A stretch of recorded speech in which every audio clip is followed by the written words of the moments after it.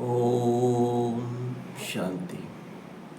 आज है 9 सितंबर 2024 की मुरली। बाबा बोलते हैं मीठे मीठे मधुर वाक्य हैं बाबा के। बाबा बोलता है, मीठे बच्चे योग बल से बुरे संस्कारों को परिवर्तन कर स्वयं में अंधे अच्छे संस्कार डालो। ज्ञान और पवित्रता के संस्कार अच्छे संस्कार हैं। योग बल से बुरे संस्कारों को परिवर्तन कर स्वयं में अच्छे संस्कार डालो। ज्ञान और पवित्रता के संस्कार अच्छे संस्कार हैं। प्रश्न है, तुम बच्चों का बर्थ राइटिस कौन सा है? तुम्हें अभी कौन सी फीलिंग आती है? तुम्हारा बर्थ राइट है मुक्ति और जीवन मुक्ति। तुम्हें अब फीलिंग आती है कि हमें बाप के समान वापस घर जाना है।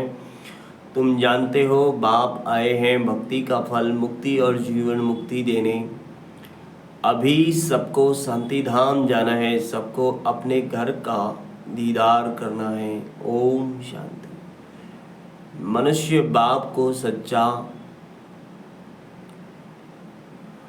पातशाह भी कहते हैं। अंग्रेजी में पातशाह नहीं कहते, उसमें सिर्फ सच्चा फादर कहते हैं। गॉड फादर इज ट्रूथ कहते हैं। भारत में ही कहते हैं सच्चा पातशाह। अब फर्क तो बहुत है, वह सिर्फ सच कहते हैं, सच सिखलाते हैं, सच्चा बनाते हैं। यहाँ कहते हैं सच्चा पातशाह, सच्चा भी बनाते हैं और सचखंड का बादशाह भी बनाते हैं। यह तो बराबर है, मुक्ति भी देते, जीवन मुक्ति भी देते हैं, जिसको भक्ति का फल कहते हैं। लिबरेशन और फ्रूशन भक्ति का फल देते हैं और लिबरेट करते हैं। बच्चे जानते हैं हमको दोनों देते हैं। लिबरेट तो सबको करते हैं, फल तुमको देते हैं, लिबरेशन और फुर्शन। यह भी भाषा बनाई हुई है ना। भाषाएं तो बहुत हैं, शिव बाबा के भी नाम बहुत रख देते हैं। कोई को कहो उनका नाम शिव बाबा है तो कह देते, हम तो उनको मालिक ही कहते हैं। मालिक तो ठीक है, परंतु उसका भी नाम चाहिए ना। नाम रूप से न्यारी कोई चीज़ होती नहीं। मालिक भी कोई चीज़ का बनता है ना। नाम रूप तो जरूर है। अभी तुम बच्चे जानते हो बाप बरोबर लिबरेटर भी लिबरेट भी करते हैं। फिर शांति धाम में सबको जरूर जाना है। अपने घर का दीदार सबको करना है। घर से आए हैं तो पहले उनका दीदार करेंगे। उसको कहते हैं गति सदगति, अक्सर कहते हैं परंतु अर्थ रहित। तुम बच्चों को तो फीलिंग रहती है हम अपने घर भी जाएंगे और फल भी मिलेगा। नंबरवार तुमको मिलता है तो और धर्म वालों को भी फिर समय अनुसार मिलता है। बाप ने समझाया था, यह पर्चा है बहुत अच्छा, तुम स्वर्गवासी हो या नरकवासी हो, तुम बच्चे ही जानते हो। यह मुक्ति जीवन मुक्ति दोनों गॉड फादरली बर्थ राइट है। तुम लिख भी सकते हो, बाप से तुम बच्चों को यह बर्थ राइट मिलता है। बाप का बनने से दोनों चीज़ें प्राप्त होती है। वह है रावण का बर्थ राइट, यह है परमपिता परमात्मा का बर्थ राइट। यह है भगवान का बर्थ राइट, वह है शैतान का बर्थ राइट। ऐसे लिखना चाहिए जो कुछ समझ सके।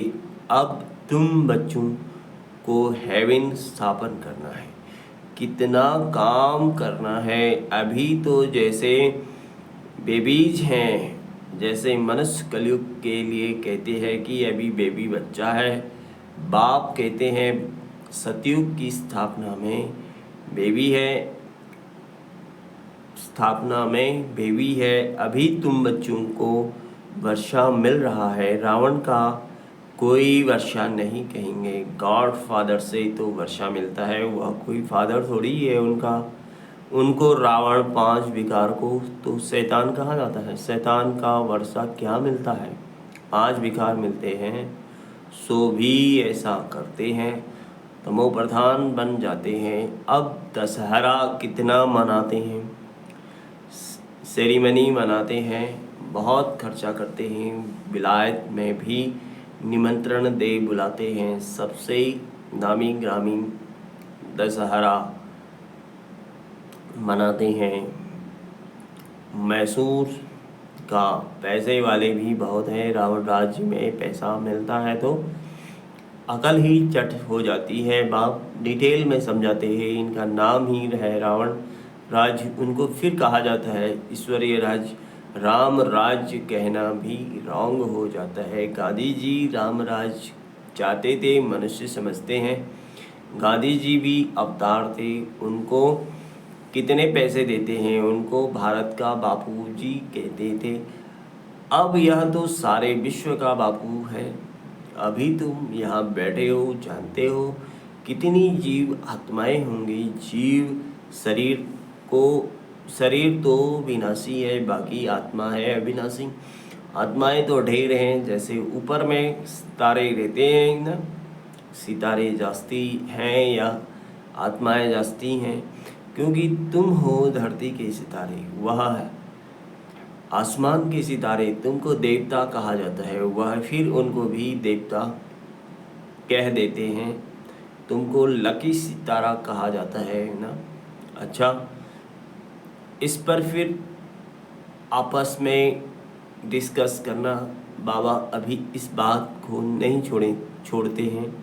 यह तो समझाया है कि सभी आत्माओं का एक बाप है, इनकी बुद्धि में तो सब है। जो भी मनुष्य मात्र है, सबका वह बाप है। यह तो सब जानते हैं कि सारी सृष्टि समुद्र पर खड़ी है। यह भी कोई सबको नहीं मालूम है। बाप ने समझाया था, यह रावण राज्य सारे विश्व सृष्टि पर है। ऐसे नहीं, रावण राज्य कोई सागर के पार है, सागर तो ऑल राउंड है ही। कहते हैं ना, नीचे बैल है, उसके सींगों पर सृष्टि खड़ी है। फिर जब थक जाता है तो सींग बदली करता है। अभी पुरानी दुनिया खलास हो, नई दुनिया की स्थापना होती है। शास्त्रों में भी अनेक प्रकार की बातें दंत कथाओं में लिख दी हैं, यह तो बच्चे ही समझते हैं।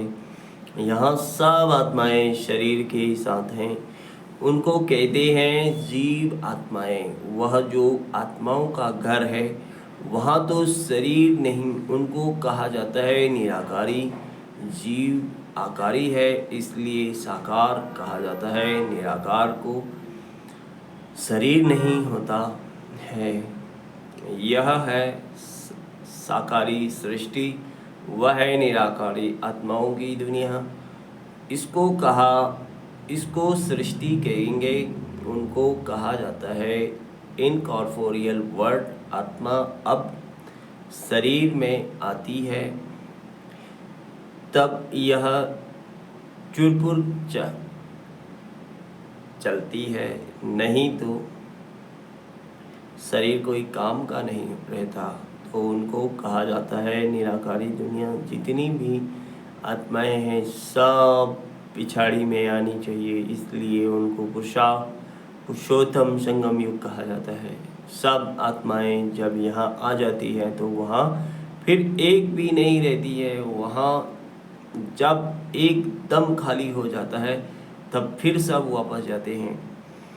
तुम यह संस्कार ले जाते हो नंबरवार पुरुषार्थ अनुसार। कोई नॉलेज के संस्कार ले जाते हैं, कोई प्योरिटी के संस्कार ले जाते हैं। आना तो फिर भी यही है, परंतु पहले तो घर में जाना है।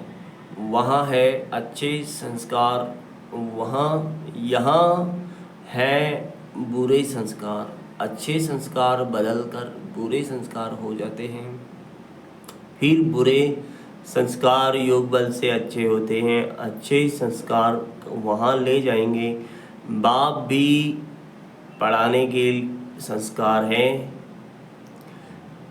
बाप में भी पढ़ाने के संस्कार हैं ना, जो आकर समझाते हैं। रचयिता और रचना के आदि मध्य अंत का राज समझाते हैं। बीज की भी समझानी देते हैं, तो सारे झाड़ की भी समझानी देते हैं। बीज की समझानी है, ज्ञान और झाड़ की समझानी हो जाती है। भक्ति में बहुत डिटेल होती है ना। बीज को याद करना तो सहज है, वहाँ तो चले जाना है। तमो प्रधान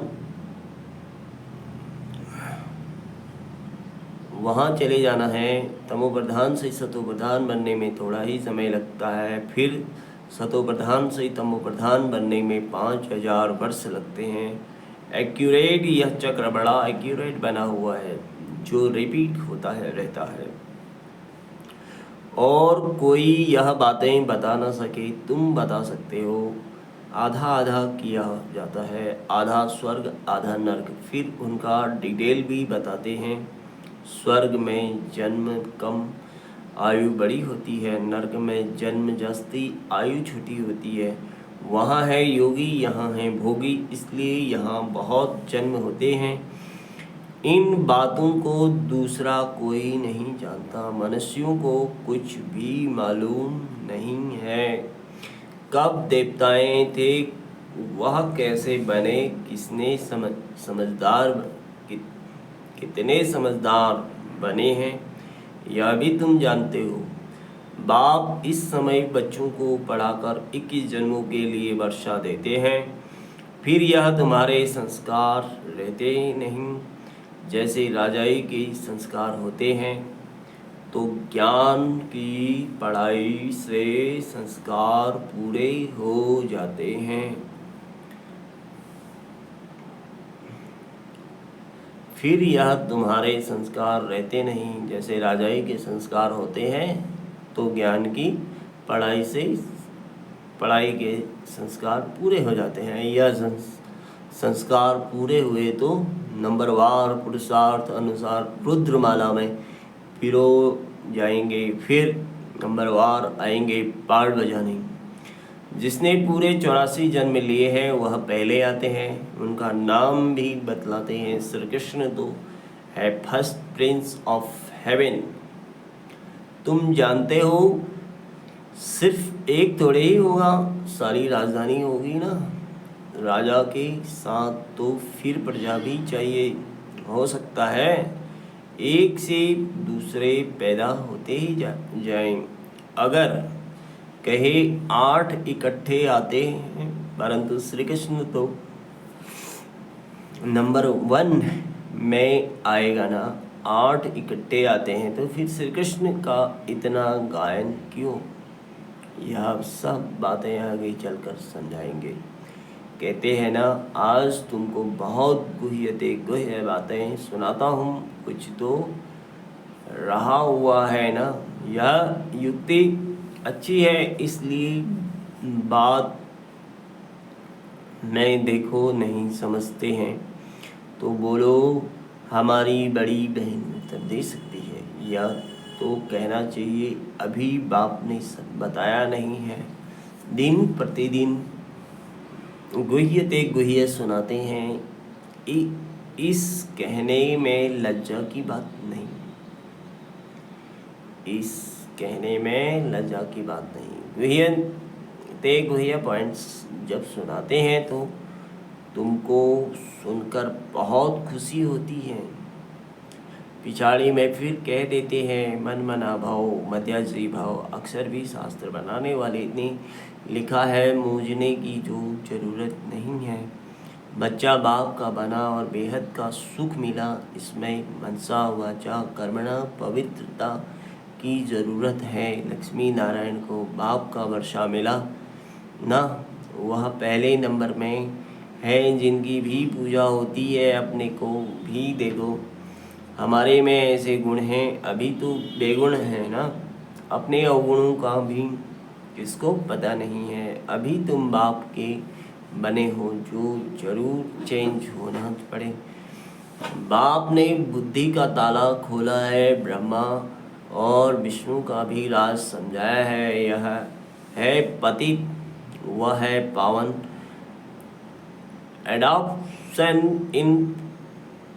एडॉप्शन इस पुरुषार्थ पुरुषोत्तम संगम युग पर ही होती है। प्रजापिता ब्रह्मा जब हैं तभी एडॉप्शन होती है।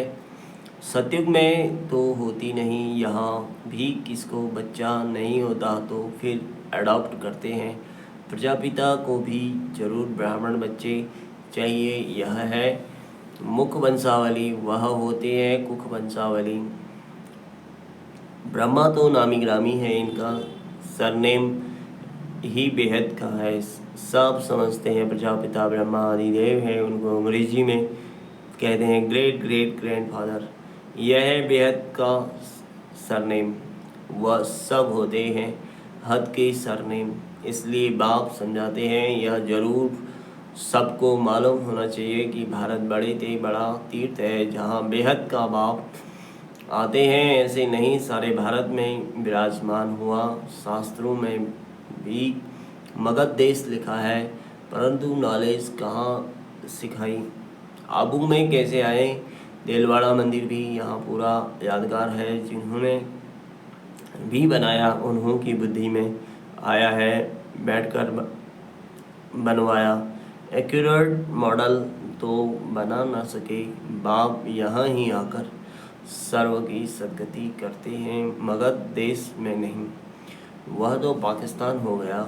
यह है पाकिस्तान। वास्तव में पाकिस्तान तो स्वर्ग को कहा जाता है। पाक और नापाक का ये सारा ड्रामा बना हुआ है। तो मीठे मीठे सिकिलते बच्चे, तुमको यह समझते हो आत्माएं परमात्मा अलग रहे बहुकाल। कितने काल के बाद मिले हैं, फिर कब मिलेंगे। सुंदर मेला कर दिया जब सदगुरु मिला दलाल के रूप में।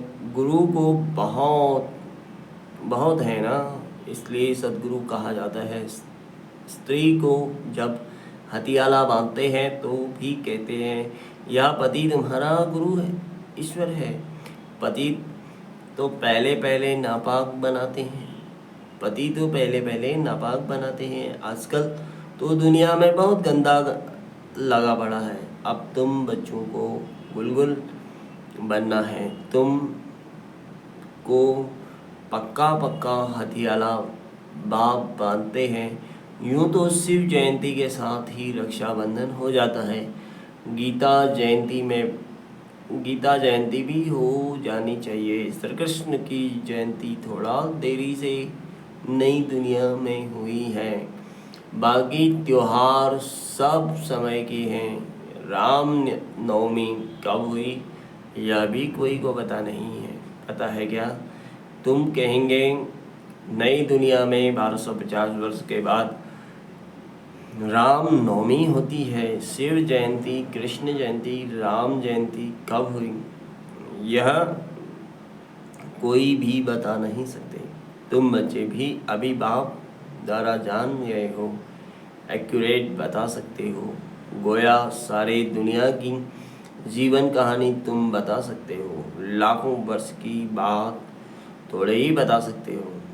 बाप कितनी अच्छी बेहद की पढ़ाई पढ़ाते हैं। एक ही बार तुम 21 जन्मों के लिए नंगन होने से बचते हो। अभी तुम 5 विकारों रूपी रावण की पराये राज्य में हो। अभी सारे 84 का चक्र तुम्हारी बुद्धि में समृद्धि में आया है। अच्छा, मीठे मीठे सिकेले दई बच्चों प्रति माता पिता बाप दादा का याद प्यार गुड मॉर्निंग। रूहानी बाप की रूहानी बच्चों को नमस्ते। हम रूहानी बच्चों की रूहानी बाप को नमस्ते। धारणा के लिए मुख्य सार है, बेहद सुख का वर्षा प्राप्त करने के लिए मनसा वाचा कर्मणा पवित्र जरूर बनना है। अच्छे संस्कार योग बल से धारण करने हैं। अपने को गुणवान बनाना है। सदा दूसरा है सदा सुखी खुशी में रहने वाले के लिए बाप जो रोज गुह्य बातें सुनाते हैं उन्हें सुनना और दूसरों को सुनाना है। किसी भी बात में मुझना नहीं है, युक्ति से ऊपर देना है, उत्तर देना है, लज्जा नहीं करनी है। वरदान है, वरदान सुख स्वरूप बन हर आत्मा को सुख देने वाले मास्टर सुखदाता भव। जो बच्चे सदा यथार्थ कर्म करते हैं उन्हें उस कर्म का प्रत्यक्ष फल खुशी और शक्ति मिलती है। उनका दिल सदा खुश रहता है। उन्हें संकल्प मात्र भी दुख की लहर नहीं आ सकती। सतयुगी ब्राह्मण संगम युगी ब्राह्मण अर्थात दुख का नाम निशान नहीं, क्योंकि सुखदाता के बच्चे हैं। ऐसे सुखदाता के बच्चे हैं स्वयं भी मास्टर सुखदाता होंगे। वे हर आत्मा को सदा सुख देंगे। वे कभी ना दुख देंगे ना दुख लेंगे। स्लोगन है, मास्टर दाता बन सहयोग स्नेह और सहानुभूति देना, यही रहम दिल आत्मा की निशानी है। ओम शांति। थैंक यू बाबा, शुक्रिया बाबा।